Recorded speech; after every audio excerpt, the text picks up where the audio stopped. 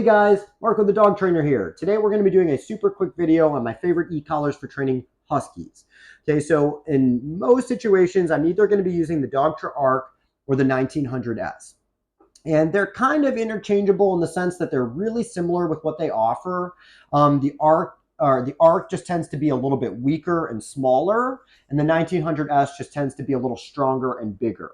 So we're going to take a look at both of these models here in a second, so that way I can kind of help push you in the right direction of which one's going to work better for your Husky.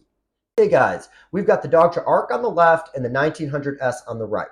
We're not going to go over every single similarity and difference just because I have other videos that do that, but we are going to talk through the features that make both of these models so helpful for working with Huskies. And we're also going to talk through some kind of considerations that may push you more towards one or the other.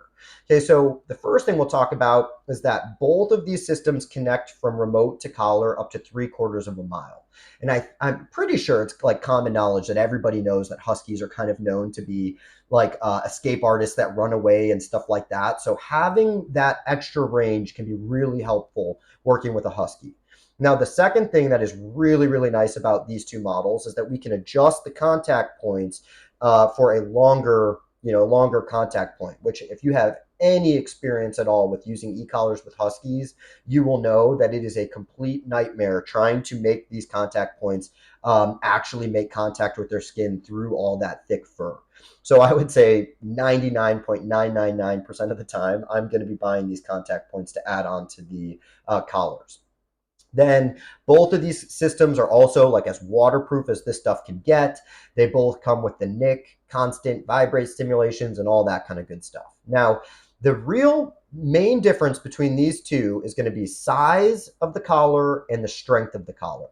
And if you've watched any of my other videos, you know that those are really the two considerations that we're always trying to kind of balance. Okay, where the Arc is a little bit smaller and weaker, and the 1900 is a little bigger and stronger.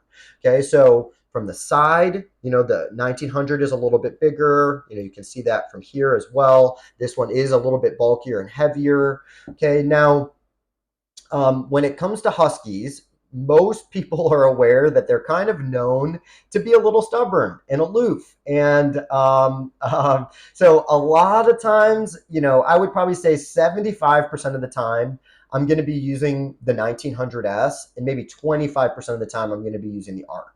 Okay, because whenever it comes to like notoriously stubborn dogs or dogs that are just kind of known to need a stronger level of stimulation, I would always rather have the stronger collar even if I don't need it. So I can always keep this collar at a lower number if that works more appropriately, but I would rather have the option to go up if I need it.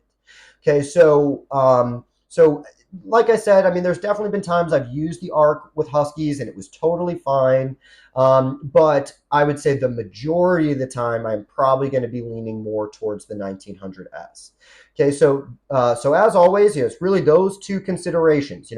How is this collar going to fit, and do I think it is going to be strong enough for this particular situation? Okay, so as always, thank you guys for watching, and I will see you in the next video.